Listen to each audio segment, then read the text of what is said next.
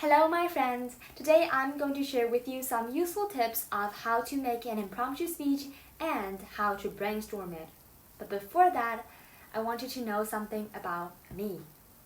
So, people who know me well will definitely know that I'm a WeChat moment addict. That means if you are one of my WeChat contacts, you will probably see 5 to 10 WeChat moments every day from me. However, few people know what I consider before posting a moment. So, there you go.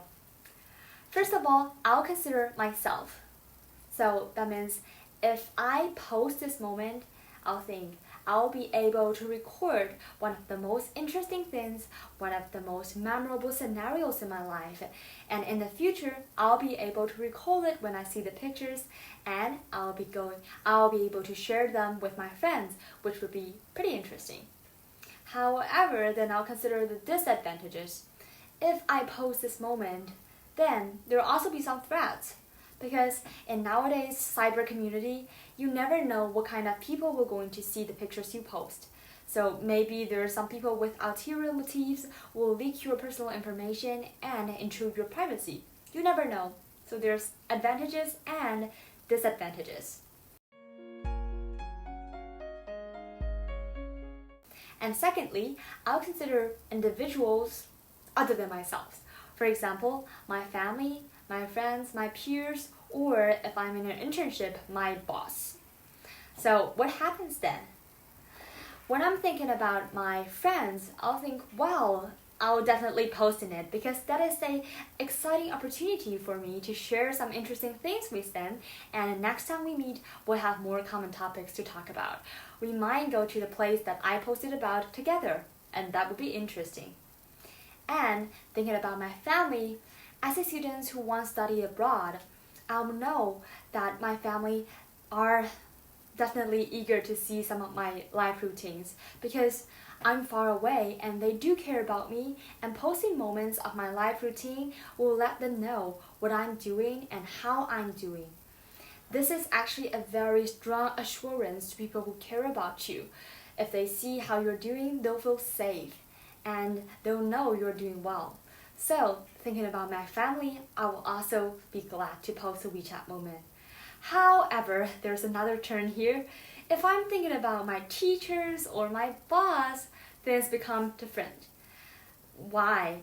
Because if I post pictures of me playing in a huge, interesting amusement park or pictures of me having delicious food in a restaurant, I'll worry that my teachers or my boss will think and judge me as someone who is idling around all the time. Maybe he will think, wow, Susie is not really studying, he's not really studying hard. She's going so many interesting places and she is not focusing on her job.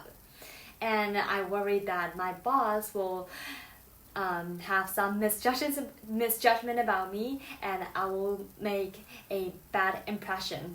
So that leads me to withhold my desire of posting this WeChat moment.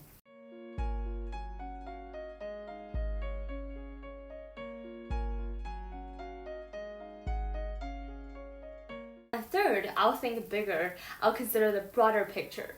I'll think, if I do not post this moment, wait, if everyone is like me, then if nobody posts WeChat moment, if nobody posts interesting things on social media, what would happen? Then there's no point of Facebook or Instagram because there's no larger community than our physical community, and that would be such a bore.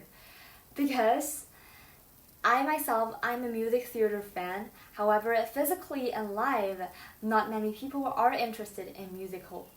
However, if there's no Facebook groups, there's no Instagram channels, then I'll never be able to find a larger group, a larger community where I can find the sense of belongings. I can never know how many people are interested in musicals like me, and I can never meet those minds alike, and that would be a huge shame for me. So, posting WeChat moments or posting social media moments enables us to see a world bigger than the world we see physically, geographically, and it enables us to see further than geographical confines. So I do think that is a precious opportunity for us to explore the broader world and think bigger.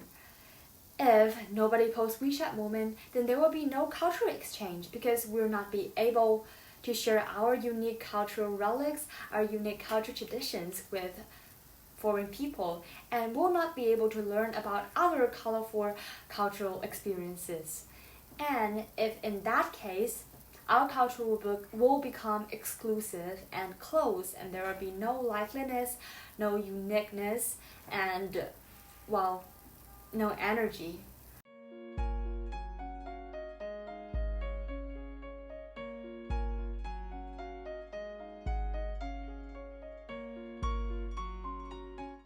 So, thinking from those three dimensions, myself, individuals other than myself, and a society as a whole, or you can say humanity as a whole, I can brainstorm so many aspects. So, that is not just something about me, as I just talked about. I suddenly realized that that is exactly what I think when I'm brainstorming a impromptu speech. I call this method stakeholders' interest, and you can use it almost in every topic. So I hope this technique will help you to find the breakthrough point in an impromptu speech. Actually, the process I've just talked about is nothing complicated. It is simply all about relating yourself truly to those different stakeholders and truly see things from their perspectives, their view. Relate to them, feel them, and speak for them. That is how simply it is. And that is for me the meaning and power of speech. And that leads me to the last part of my sharing. Some small pieces of advice. First of all, never worry that your main point or your main argument does not conform to the mainstream. Instead, think of it as an exciting opportunity to think differently. For example, if you are given a topic of, do you think tobacco should be banned? Do you think that we should stop smoking? We should ban smoking altogether? And knowing that most people will say, of course, because smoking is bad for our health, we should ban tobacco. See differently, speak differently. One of the most intriguing and mind-blowing speech I've ever heard about is arguing that no, we should not ban tobacco because the speaker's uncle sells tobacco for a living. And that is exactly what I just talked about. Speak for different stakeholders, especially those minorities, those really understood, those really considered, those really spoken for. So, the meaning of speech is that we're on the stage, we're representing others, and it is really a privilege to be on stage to represent those who are really represented. So we should use our difference to make a difference. And secondly, do not use language ability as an excuse for your speech competence. It's really not about how good your English is. It's not really about to get full mark in CET for English test. It's really not about language. It's really about your willingness to express, your compassion, your empathy. And if you do not know how to say diversity, say different people, say different kinds of view. If you do not know how to say empathy, say feel something, feel somebody, relate to somebody. Simple expressions can make a difference, and we should utilize that. And yes, that is all I want to share with you today on the topic of impromptu speech, and I believe that we will make a difference. Thank you.